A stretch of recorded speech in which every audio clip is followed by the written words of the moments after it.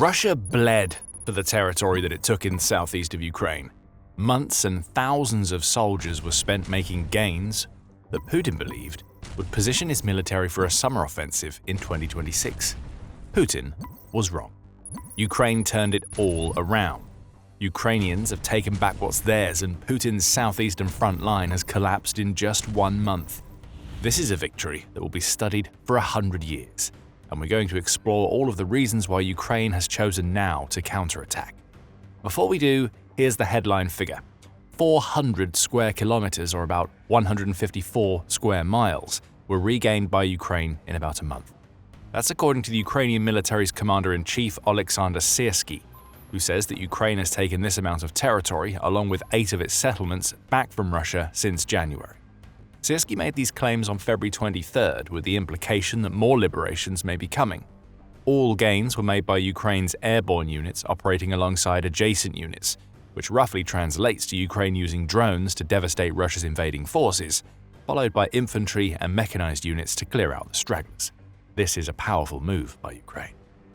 And it's important as much for where it's taken place as it is for the amount of territory that Ukraine has liberated. The Kyiv Independent reports that the bulk of Ukraine's 2026 push against Russia has taken place in the Oleksandrivka direction. To the layman, this small village, which had a population of fewer than 4,000 people in the year that Putin launched his invasion, may seem inconsequential, but it isn't. Oleksandrivka is a unique village because it lies at the intersection of 3 of Ukraine's most important oblasts: Donetsk, Zaporizhia, and Dnipropetrovsk. Russia has been attacking all 3 for much of the invasion, and it has big plans for the latter 2 in 2026. At least it did. As Ukraine pushes deeper toward Oleksandrivka, it's liberating vast swathes of territory that Russia intended to use as the launching pads for pushes deeper into Zaporizhia and Dnipropetrovsk this year. What's also interesting about this latest counteroffensive is that it comes on the back of a similar surge by Ukraine in the Donetsk direction back in September.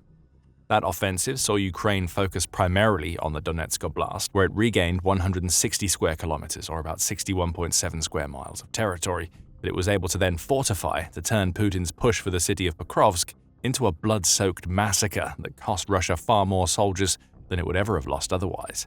That gives you a hint as to one of the reasons why we're seeing Ukraine push toward its southeast, but we'll have more on that in just a few moments. As for the counteroffensive, it doesn't seem to be stopping anytime soon. According to United 24 media, Syrskyi also reported that operations are ongoing in the Oleksandrivka direction, which suggests that Ukraine's forces are pushing to reclaim even more territory as they take advantage of Russia's loss of access to Starlink. It's possible that the stop won't push until Russia comes up with a suitable replacement, which doesn't seem likely to happen anytime soon. Right now, Russia's best idea has been to use balloons to carry 5G terminals, but those balloons currently only fly for a handful of days at a time. That's no substitute for a massive constellation of satellites, and it means that communication across the front is still veering close to impossible for Russia. When Putin's forces can't talk, Ukraine will take advantage. That's what we're seeing in the southeast, and it's only going to get worse for Russia. Our plan is unchanged: effective fulfillment of the tasks set with maximum preservation of the life and health of our defenders, strengthening defensive capabilities and building capabilities on each section of the front, Syrskyi said in a Telegram post, where he reported the massive gains that Ukraine has made. He added, "We are working systematically and in a coordinated manner to liberate the Ukrainian land."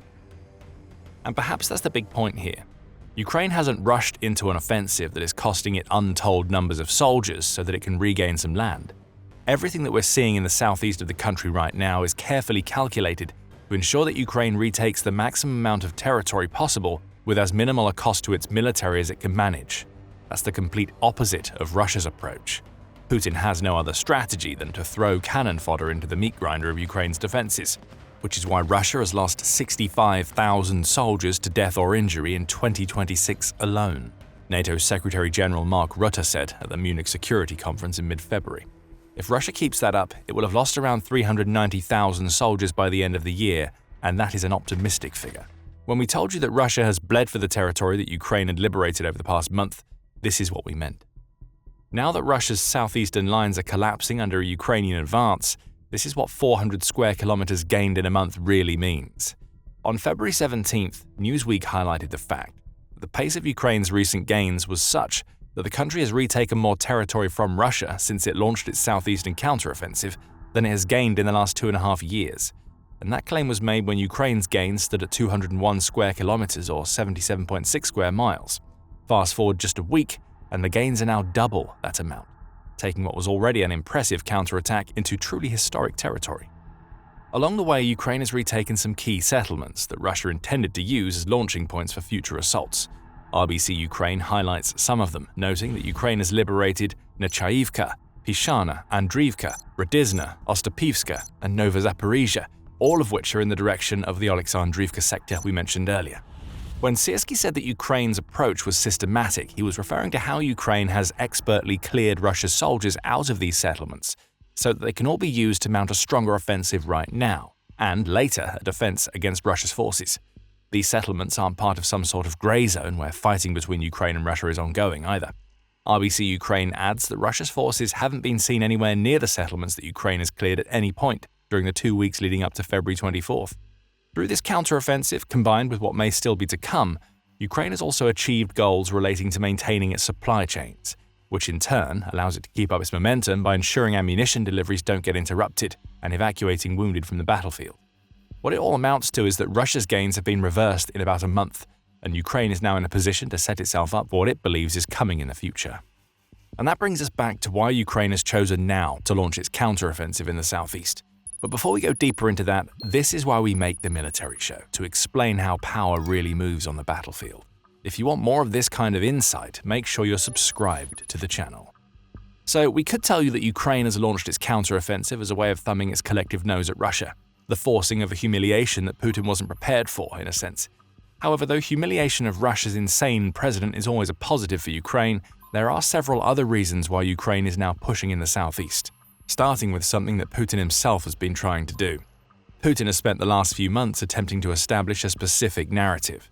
With peace talks ongoing, the most recent of which in Geneva have led to little progress, Putin is trying to position Russia as an all-conquering force and Ukraine as a tiny country that is collapsing under Russia's might. Anybody who has paid attention to the last 4 years of fighting knows that this narrative is nonsense. But every so often, Ukraine needs to reinforce that point whenever it looks like Putin is successfully manipulating his way into convincing the US, which has positioned itself as the main mediator in peace talks, that Russia is on the verge of victory. The narrative needs to be shattered, and Ukraine's massive counterattack goes a long way toward doing that. According to the Wall Street Journal, the mere fact that the Ukraine war has officially entered its 5th year shows that the Russian victory that Putin claims to be inevitable is anything but. Ukraine has embarrassed Russian generals' claims of significant gains by largely clearing the city of Kupiansk in the northeast of Russian forces and retaking several villages in the southeastern Zaporizhia region, the outlet says. And that's the entire point. As Putin tries to drip his off-brand fake honey into the collective US ear, Ukraine is delivering straight from the hive. Every square mile that Ukraine liberates is a signal to the US that Ukraine is a long way from being out of the fight. No military that is on the verge of collapse that Putin claims is coming could be doing what Ukraine is doing right now. And as Seth Jones, who is the president of the Defense and Security Department at the Center for Strategic and International Studies, tells the Journal, all that Putin has left is his attempts to convince the US that Russia is winning. That's the big breakthrough in a war that his military is unable to win, Jones says of what Putin is trying to do with his narrative, adding, the real hope is that the US will come to their aid. But narrative collapse is just the start. One of the things that Ukraine is doing is setting up to absolutely annihilate more of Putin's forces in 2026. But before we get to how, there is another reason for the southeast counteroffensive to cover. One of the things that Ukraine is doing with this push is forcing Putin and his military cronies into making difficult decisions about what to do with the reserve forces that Russia has stationed in the occupied territories of Ukraine. Captain Dmytro Filatov, who is the commander of Ukraine's 1st Separate Assault Regiment, highlights this by pointing out how Ukraine is now forcing Russia into playing a game that Putin doesn't want to play. We're not focused on the deepest possible penetration, Filatov says of Ukraine's recent gains, indicating that the headline figures aren't as important as what the gains allow Ukraine to do. Rather, Ukraine's goal, or one of them, is to force the enemy to deploy its reserves not where it plans, but where we plan. It's all about taking the initiative, which feeds into the point that we've already made about Putin's narrative and the point we're about to make about how Ukraine intends to use the territory that it's gained. This is Ukraine taking control over the battlefield by forcing Russia to dedicate soldiers to territories that it thought it had already secured. Of course, the inevitable happens due to this. More of Russia's soldiers die after being deployed for operations that are far different than those that they were preparing for. This creates the combined effect of draining Russian reserves at a time when Putin doesn't need that happening, and weakening Russian offensives and defenses elsewhere, which creates yet more opportunities for Ukraine. Putin was told that something like this was coming. Back in January, Syrskyi himself announced that Ukraine was planning new offensive operations in 2026. UA Wire reported the Ukrainian military's commander-in-chief as stating, "Therefore, we will conduct a strategic defensive operation. At the same time, we understand you cannot win by defense alone. Accordingly, we will carry out offensive operations and fight to maintain operational initiative, because that forces the enemy to commit and withdraw significant manpower, weapons, and ammunition to contain our active actions." Syrskyi spelled out what was happening for Putin before the push even started, and still, Russia couldn't do a thing about it. The systemic approach that Ukraine has taken to making its most recent gains was clearly planned well ahead of time, to the point that Ukraine was confident enough to reveal its hand because it knew it had already won the pot. Everything that Syrskyi said was going to happen has come true, and it looks like Ukraine forcing Russia to burn more of its reserves is working. As Euronews reported on February 20th, Russia is now looking into using a form of rolling and involuntary military call-ups, which essentially amounts to a stealth mobilization to force more of its reserves into Ukraine. The volunteers are drying up, and Russia is being forced to push people who don't want to fight in Ukraine so that they can plug gaps that Ukraine is creating. This is brilliant by Ukraine. It now has control over the situation in the southeast. And Ukraine gaining that control brings us back to something that we've hinted at throughout the video. Right now, Ukraine is going on the offensive, which is having the knock-on effect of causing chaos in Putin's plans for Russia's reserves. However, Ukraine's offensive is actually being made with defense in mind. Why? Ukraine knows what Russia has planned for the summer. Back in early February, the Institute for the Study of War, or ISW, reported the Russian military command has been gearing up for a large-scale offensive in the summer that will focus on Ukraine's southern and eastern territories. In other words, the precise regions where Ukraine is making gains as we speak. That offensive was already in doubt before the news broke of Ukraine's gains, as the ISW noted that the Russian military likely lacks the reserves that it needs to achieve the offensive's aims, which appear to be a combination of a push toward the Donetsk cities of Kramatorsk and Slovyansk, along with a push toward the direction of Zaporizhia city and Orikhiv. Russia was already struggling to seize the territory it needed to launch those offensives. Now it's lost more.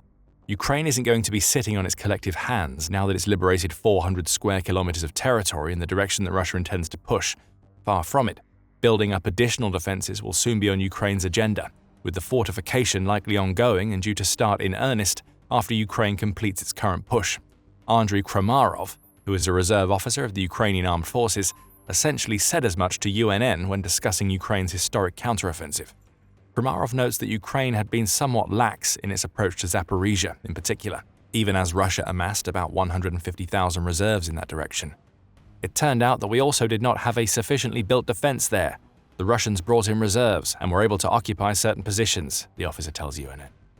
Ukraine's push has snatched back some of those positions, and it's a move that tells Putin that Ukraine won't make the same mistake twice. If Russia does indeed intend to conduct a summer push into Ukraine's southeast, it's going to have to make that push through massive kill zones that Ukraine can now create due to its liberation of so much territory. Russia never expected the kind of resistance that it's about to face. And Ukraine's new defenses will churn through the soldiers that are committed to the southeast in the summer. To understand why, let's take a glimpse into what have become known as the kill zones of the Ukraine war, often stretching for as far as 20 kilometers or a little over 12 miles beyond the front lines. Kill zones are the areas that Ukraine has layered with so many defenses that it's become inevitable that Russia has to spill the blood of thousands of its soldiers for every small advance made through them. Ukraine uses terrain to its advantage in these kill zones, as United 24 media explains. Barbed wire is layered all over the ground. Some of that wire is placed in massive spools stretching across the front, which bogs Russia's soldiers down and forces them to try to slowly cut through. Networks of thinner barbed wire are also placed on the ground, ready to slice through legs of unsuspecting soldiers, again causing delays. If Russia tries to send mechanized units through the kill zones, they're met with dragon's teeth and anti-tank ditches, again designed to slow them down. Anti-tank mines are everywhere, waiting to blow the tracks off a tank and destroy armored vehicles as they progress. Then there are the drones, thousands of them. Operated both from behind the kill zones and from tunnels that Ukraine has built into them, some of these drones watch and others destroy. Reconnaissance drones scan miles of kill zones looking for Russian assault forces. When they're found, often caught up in barbed wire and anti-tank defenses, the strike drones are deployed. FPV drones rain down on Russian forces, causing death at a scale that is simply unsustainable for Russia. And to add an extra layer of genius to the whole approach, Ukraine uses its layered defenses to force the Russians to take narrow and obvious routes toward their targets. You can guess what happens when Ukraine manages to funnel Putin's soldiers into the choke points that it's created. Drones, missiles, and artillery all strike, causing yet more damage. The creation of more of these kill zones in the southeast is ultimately what Ukraine's massive counteroffensive is about. Ukraine knows that a Russian offensive is coming, and it's going to ensure that Russia bleeds for every inch of territory that it takes. This is an offense to support a form of defense that is offensive in its own right. And again, Ukraine is open about what it's doing because it knows that Russia can't do a thing about it. Ukraine's defense minister Mikhailo Fedorov laid it all out during a meeting with journalists on January 20th, where he said that Ukraine's strategy for 2026 is simple. Make the cost of the war for Russia one it cannot sustain, thereby forcing peace through strength. Fedorov noted that one of Ukraine's strategic objectives this year is to reach 50,000 confirmed kills against Russia's military every single month. The kill zones that we're going to start seeing popping up all over the territory that Ukraine just liberated are going to play a huge role in achieving that objective. If Russia is going to treat its soldiers like resources, Ukraine is going to make Putin spend as much as possible. Russia has been officially outmaneuvered. Now it faces a summer of pain that could be worse for Putin's forces than anything that we've seen in the war so far. Russia never accounted for any of this. Its soldiers are already being boxed in and wiped out in other regions of Ukraine, and they'll soon face the same fate in the southeast. Staggering losses in manpower, armor, and money have already been caused by Ukraine's kill zone strategy, and you can find out more about how these brilliant tactics are affecting Russia in our video. And if you enjoyed this video, remember to subscribe to The Military Show for more analysis of what's happening behind the headlines in Ukraine. And thank you for watching.